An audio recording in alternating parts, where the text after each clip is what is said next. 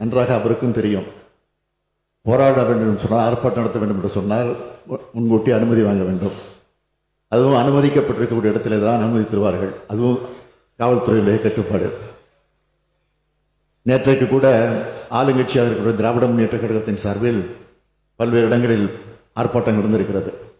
திடீரென்று சில நேரங்கள் ஆர்ப்பாட்டங்கள் அனுமதி இல்லாமல் அவர்கள் நடத்திய காரணத்தால் அவர் மீது வழக்கு போடப்பட்டிருக்கிறது. ஆளுங்கட்சியாக இருந்தாலும் திமுக மீது வழக்கு போடப்பட்டிருக்கும் என்பதை நம்முடைய ஜி.கே. மணி அவர்களுக்கு எடுத்துச் சொல்லுங்கள்.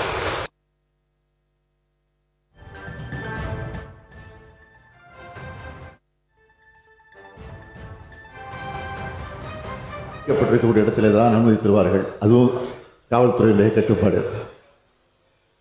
நேற்றைக்கு கூட ஆளுங்கட்சியாக இருக்கிற திராவிட முன்னேற்ற கழகத்தின் சார்பில் பல்வேறு இடங்களில் ஆர்ப்பாட்டங்கள் இருந்திருக்கிறது. திடீரென்று சில நேரங்கள் ஆர்ப்பாட்டங்கள் அனுமதி இல்லாமல் அவர்கள் நடத்திய காரணத்தால் அவர் மீது வழக்கு போடப்பட்டிருக்கிறது. ஆளுங்கட்சியாக இருந்தாலும் திமுக மீது வழக்கு போடப்பட்டிருக்கும் என்பதை நம்முடைய ஜி.கே. மணி அவர்களுக்கு எடுத்துச் சொல்லுங்கள். நன்றாக அவருக்கும் தெரியும். போராட வேண்டும் என்று சொன்னால், ஆர்ப்பாட்டம் நடத்த வேண்டும் என்று சொன்னால் முன்கூட்டி அனுமதி வாங்க வேண்டும்.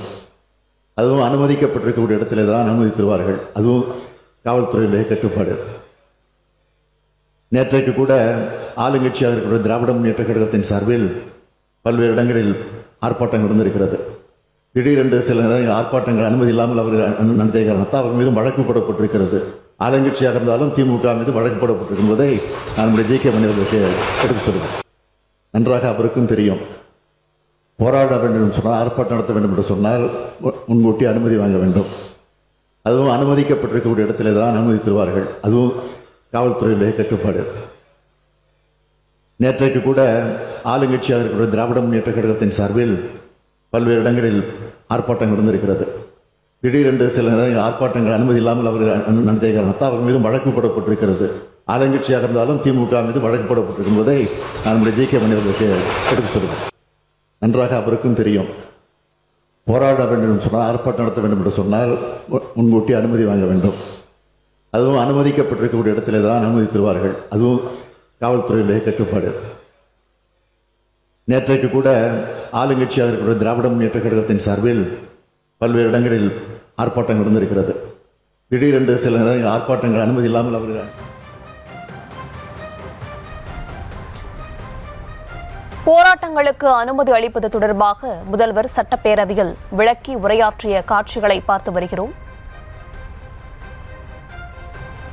விவரங்களை தர இருக்கிறார் செய்தியாளர் மதியழகன். மதியழகன், முதலமைச்சர் தற்போது உரையாற்றி வருகிறார், அதனுடைய விவரங்களை வழங்கலாம்.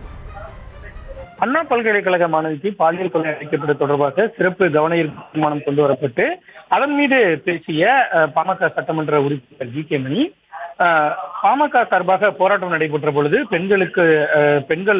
ஒரு பெண்ணுக்காக பெண்கள் போராட்டம் நடத்திய பொழுது அதனை அரசு ஊக்கப்படுத்தாமல் போராட்டம் நடத்தியவர்களை கைது செய்ததாக ஒரு குற்றச்சாட்டை முன்வைத்திருந்தார். இதற்கு தற்பொழுது முதலமைச்சர் பதிலளித்து வருகிறார். முதலமைச்சரை பொறுத்தவரை அனைத்து இது போன்ற போராட்டங்களுக்கு அனுமதி பெற்றுதான் போராட்டம் செய்ய வேண்டும் என்று முதலமைச்சர் பேசியிருக்கிறார். அதே போல நேற்று திமுக சார்பில் போராட்டம் பல இடங்களில் நடைபெற்றது.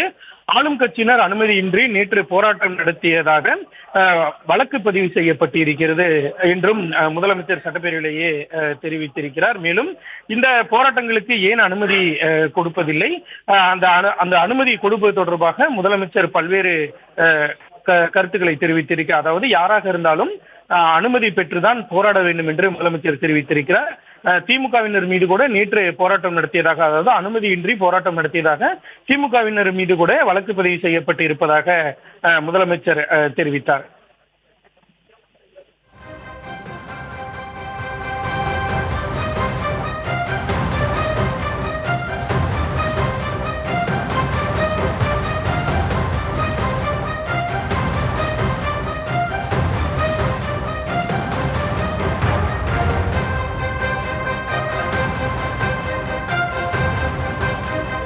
இந்த விவகாரம், அதாவது அண்ணா பல்கலைக்கழக மாணவிக்கு பாலியல் தொல்லை அளிக்கப்பட்டது தொடர்பாக பல்வேறு கட்சியினரை சேர்ந்தவர்கள் தொடர்ச்சியாக தங்களது அந்த கவன ஈர்ப்பு தீர்மானத்தின் மீது பேசி வருகிறார்கள்.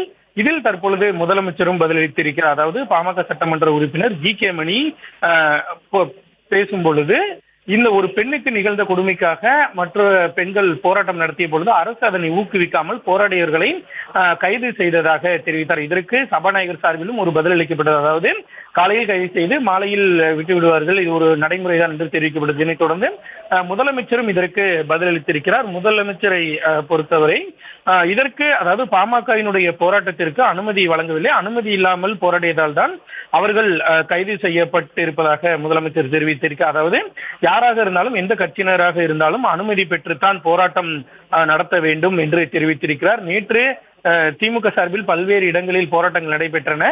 அனுமதியின்றி போராட்டம் நடத்தியதாக திமுகவினர் மீது கூட வழக்கு பதிவு செய்யப்பட்டிருப்பதாக முதலமைச்சர் தெரிவித்திருக்கிறார். தொடர்ச்சியாக இந்த கவன ஈர்ப்பு தீர்மானத்தின் மீது பல்வேறு தரப்பினரும் பேசி வருகிறார்கள். காங்கிரஸ் சார்பில் செல்வ பெருந்தகை பேசிய பொழுது, மாணவி வன்கொடுமையை விட இதை வாக்கு வங்கி அரசியலாக்கி சில கட்சிகள் பேசுவது கொடுமையாக இருப்பதாக அவர் தெரிவித்திருக்கிறார். மேலும் அண்ணா பல்கலைக்கழக விவகாரத்தை யாராலும் ஏற்றுக்கொள்ள முடியாது. அதே போல இந்த வழக்கினுடைய எஃப்ஐஆர் என்பது மத்திய அரசினுடைய கட்டுப்பாட்டில் உள்ள அந்த சர்வரில் இருந்துதான் வெளியாகி இருக்கிறது. இதெல்லாம் மிகப்பெரிய சதி என்றும் அவர் தெரிவித்திருக்கிறார். முதல் தகவல் அறிக்கை எப்படி வெளியே வந்தது என்றும் அவர் ஒரு கேள்வி எழுப்பியிருக்கிறார். மேலும் இந்த விவகாரம் அரசியலாக்கப்பட்டிருப்பதாகவும் அவர் ஒரு கருத்தை தெரிவித்திருக்கிறார். யார் அந்த சார் என்று கேட்கிறார்கள். முதலமைச்சர் வெளிப்படைத்தன்மையோடு காவல்துறையில் இருக்கின்ற காவல்துறை ஆய்வாளரை நேற்று அண்ணா நகர் சிறுமி வழக்கில் கைது செய்திருப்பதாகவும் செல்வ பெருந்தகை தெரிவித்திருக்கிறார். மேலும் இந்த சம்பவத்தில் நமது வீட்டில் பெண் பிள்ளைகள் இருக்கிறார்கள், அதை பார்த்து அளந்து அரசியலாக்க வேண்டும். பாலியல் வன்கொடுமை விஷயத்தை அரசியலாக்குவது மிகப்பெரிய கொடுமை என்றும் செல்வ பெருந்தகை தெரிவித்திருக்கிறார்.